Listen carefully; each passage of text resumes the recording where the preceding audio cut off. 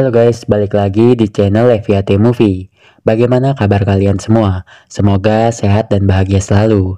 Oke, kali ini gue akan merangkum film berjudul 247 derajat Fahrenheit yang dirilis tahun 2011. Film ini menceritakan tentang sekelompok ABG yang terjebak dalam sauna yang suhunya terus naik hingga di angka 247 derajat Fahrenheit. Oke, daripada penasaran, langsung saja kita masuk ke dalam filmnya. Diawali dengan sepasang kekasih bernama Jenna dan Jamie. Mereka menuju perjalanan pulang setelah mengunjungi rumah orang tua Jamie. Namun tak lama kemudian mereka mengalami kecelakaan yang menyebabkan Jamie tewas. Lalu film pun dimulai.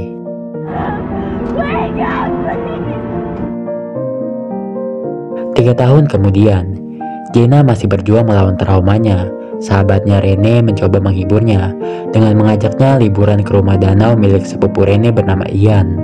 Mereka pergi bersama Michael, pacar Rene. Setelah itu keempatnya tiba di kabin dan mulai menikmati suasana pedesaan yang tenang. Jenna belum sepenuhnya nyaman, tapi ia berusaha ikut terlibat. Ekspresinya yang canggung menegaskan bahwa luka batin belum sepenuhnya sembuh. Setelah meletakkan barang-barang, mereka berkumpul di ruang tengah. Mereka mengobrol sambil minum-minum dan Ian mulai berbicara tentang sauna di belakang rumah. Ian menjelaskan bahwa sauna itu cukup unik, dari bahan kayu tebal dan logam khusus, untuk menjaga suhu tetap tinggi. Ian mengundang mereka semua untuk mencobanya nanti. Jenna tampak ragu, namun Jenna berusaha bersikap santai. Ia bahkan mulai sedikit tersenyum. Sebelum masuk ke sauna, mereka duduk di dek belakang rumah sambil menikmati udara malam. Obrolan berubah menjadi candaan, dan untuk pertama kalinya Jenna terlihat cukup tenang. Setelah makan malam, Ian, Jenna, dan Rene memutuskan masuk ke sauna.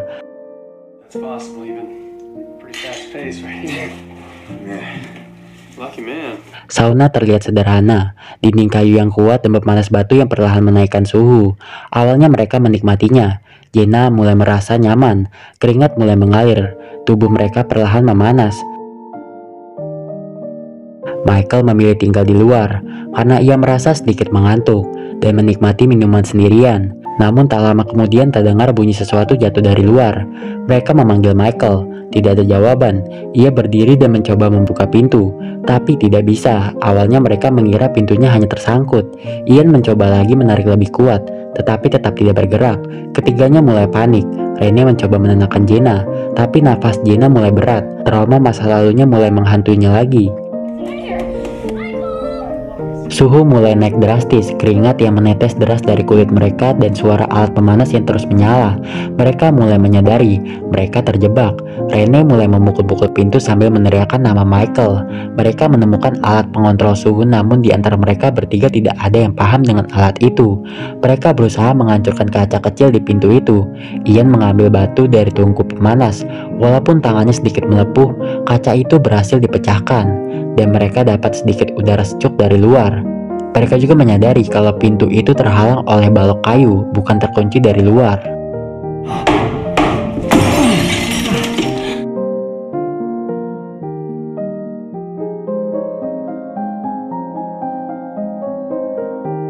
Ian mempunyai ide untuk merusak aliran listrik. Ian yakin kalau listrik padam, pemanas di sauna juga akan mati. Saat melakukannya, ia malah kesetrum dan terpental yang membuatnya pingsan. Di tempat lain, Wade yang sedang mempersiapkan kembang api dibuat heran dengan tingkah laku anjingnya. Anjing itu menggonggong ke tempat sauna. Rene dan Jenna mendengar anjing itu dan langsung berteriak minta tolong. Namun karena suara kembang api membuat suara mereka tidak terdengar oleh Michael. Anjing itu menggonggong menghampiri Wade untuk mengikutinya. Wade pun pulang mengikuti anjingnya. Setelah sampai, ia bertemu Michael. Michael bilang ia baru saja bangun tidur. Michael nih mengira kalau ia ditinggalkan teman-temannya ke pesta karena dia ketiduran. Karena Michael bilang begitu, Wade nggak jadi pulang dan mengajaknya ngobrol sambil sebat di danau. Sementara di dalam sauna, Rene panik dan berusaha merusak alat pengukur suhu. Namun alat itu malah error yang membuat suhu terus naik. Mereka mencoba menghancurkan pemanas itu yang membuat alat itu meledak.